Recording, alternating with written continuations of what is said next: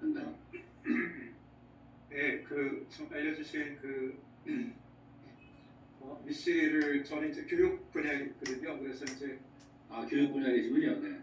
네, 그래서 이걸 지금 어떻게 경영학적으로도 이제 이해를 해볼까 지금 그 아이디어들을 제가 계속 배우고 있는 중에 있으니까 그걸 네. 이렇게 이제 표현을 한번 해봤습니다. 그래서 좋습니다. 상업예제 네. 전체 포괄을 네. 상업예제는 각 강의 과목 요소들을 한번 생각을 해봤고요. 그 다음에 이제 전체 포괄은 그걸 어떻게 종합적으로 유기적으로 연결할까. 그래서 전공 강의 커리큘럼이라고 해야 될까요? 그 학과 운영하는 것, 이런 네. 것으로 생각해봤고, 저도 교육 분야 한 파트를 새로 한번 디자인해보고 싶었는데, 네.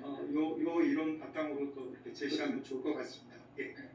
교육 분야 어디서 좀 더 구체적으로 저희 대학 이제 교양교육 중에서 스피치 토론 과목을 주로 가르치고 있습니다. 그렇습니까? 네, 교양 과목. 네. 좋습니다. 저기 국제적인 커리큘럼 스탠다드는 교양 제너럴 에듀케이션이랑 자기 스페셜 메이저 전공 분야인데 이것을 지금 거기서는 뭐라 하냐면 이게 전체적으로 알아야 되는 거를 이제 breadth requirement라고 해요. breadth. 그러니까 브로드의 명사입니다. B-R-E-A-D-T, breadth.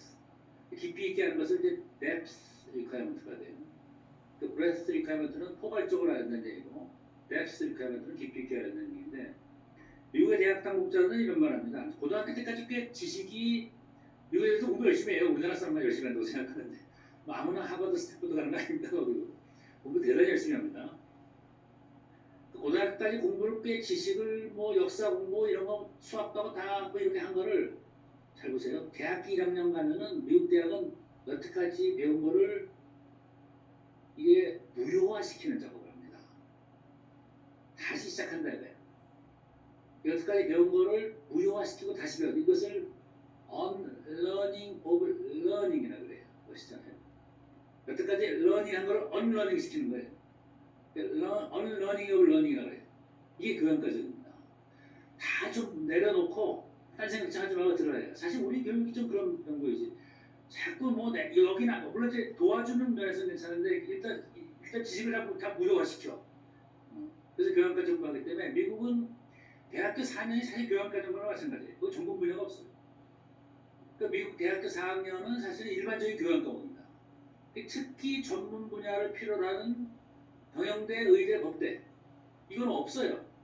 언더에 있는 거는 의대도 없고 그 다음에 법대도 없고 경영대 몇 개나 있죠. 미시간 대학이랄지 UC 법대도 있고 원칙적으로 전문대학원 같은 경영대, 의대, 법대는 대학원 가서 하기 때문에 다른 데서 일반적인 지식을 갖고 있는 사람들이 와서 그때 종합을 하는 거기 때문에.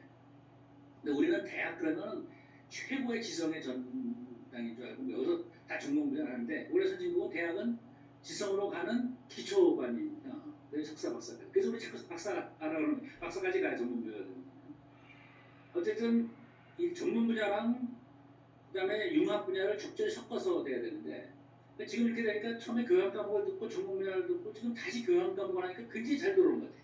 역사도 그렇고 그냥도 그렇고 그걸 이제 우리 서울과학종합대학에서 한다는 얘기예요. 그래서 이게 이제 능소능대 할 수 있어야 돼요. 그러니까 이게 어떨 때는 작게 만들 수 있고 어떨 때 크게 만들 수 있고 어떨 때는 전문적으로 깊이 들어갈 수 있고 어떨 때는 포괄성 있고 어떨 때는 in-depth 해야 되고 어떨 때는 wide perspective 같이 해야 됩니다. 맞습니다. 강의 과목의 전문 분야를 상호 배제할 수 있고 전체 포괄할 수 있고 필수 구성 요소 이렇게 하면은 금방 여러분들이 하는 분야에다가 지금 우리 하고 있는 SER 모델이랄지 웨이트 시퀀스 모델 그대로 적용할 수가 있잖아요. 굉장히 체계적으로 잘 된다. 근데 이런 모델이 없으면은 설명하는데 한 20-30분 걸리고 그래도 무슨 말인지 모르고 결론이 안 나오는데 딱딱 떨어지게 설명을 할 수가 있습니다. 자, 진도 나가겠습니다. 그래서 지금은 이제 메커니즘 전략에서 웨이 시퀀스로 본격적으로 들어갑니다.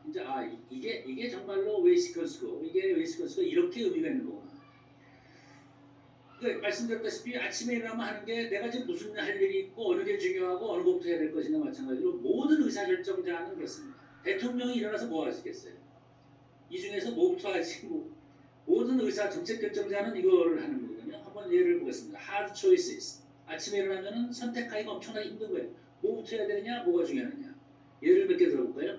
국가적인 차원에서 국제적인 걸 보면 그래서 미국 연방준비위원회 Federal Reserve, Fed라 그래요. Fed is targeting a soft landing. 지금 경제가 막 발전하다가 뭐 이게 저 인플레이션이 하니까 어떻게 좀 랜딩을 할 때 하드 랜딩하면 안 되니까. 그래서 getting it wrong means recession. 잘못하면은 이게 recession, 이게 경기 후퇴가 온다는 얘기예요. 불황이 온다는 얘기입니다. 제러미 파월 지금 연방준비은행장. 우리는 뱅크 오브 코리아고 중국은 뱅크 오브 차이나인데 미국은 페더럴 리저브라고 그러죠. 미국 연방준비은행에서 trying to hike interest rates, 이자율을 높이려고 하죠. without damaging the economy. 그러니까 이자율을 조심스럽게. 아니면 인플레이션 때문에 이게 경제 전체가 문제가 되기 때문에 인플레이션 심하면 아무것도 안 돼요. 완전히 이거는 기능 상실이 되기 때문에 무조건 최고의 적은 인플레이션입니다. 근데 어느 정도 인플레이션이 또 안 되면은 이게 또 경제 발전이 성장이 안 되는 겁니다.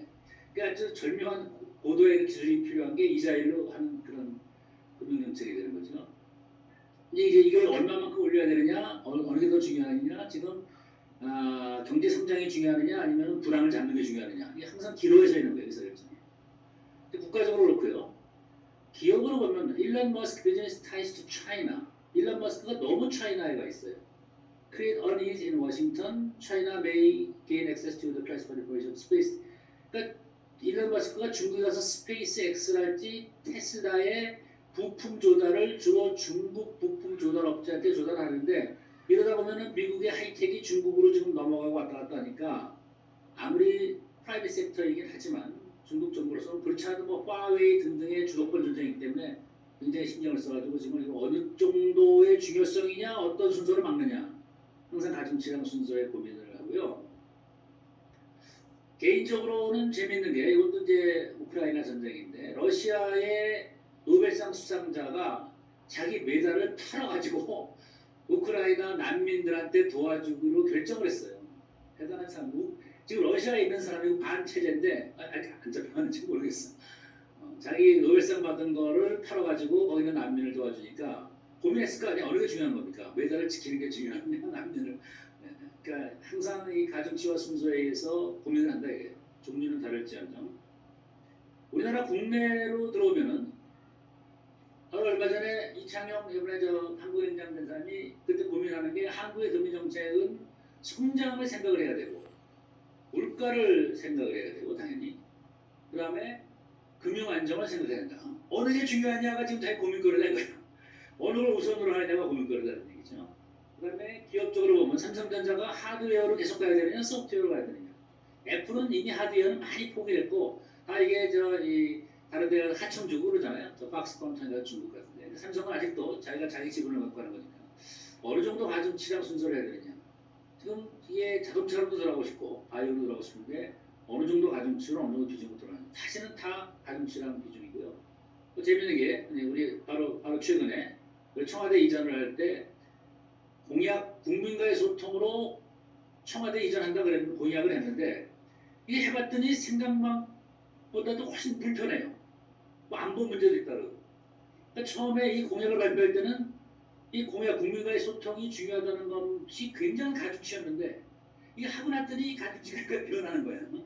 하면서 이게 일단 광화문은 안 되겠구나. 그래서 용산으로 가고 생각지 않은 불편이 생기기도 하고 자기는 오고 싶은 간다는 분이 지금 이거를 윤석열 대통령의 청와대 이전을 찬성하냐 반대하냐가 전혀 아니고 전혀 정치적 얘기가 아니고 모든 게 이런 고민을 하고 있다는 걸 보여주는 겁니다. 또 어떤 사람 이게 정치 얘기 안 해요. 우리는 SCRM과 SW 또 레스 모델과 또 다른 뭐 다이아몬드 모델 또 제가 했던 모델을 몇 개 하는 것이지 정치 얘기 하나도 안 해요. 정치의 사례를 들어가지고 그래서 지금 뭐냐면 국제적이건 국내적이건 중요하게 분석의 단위가 국가이건 기업이건 개인이건 간에 사실은 다 중요성과 순서에 대해서 고민한다는 얘기입니다.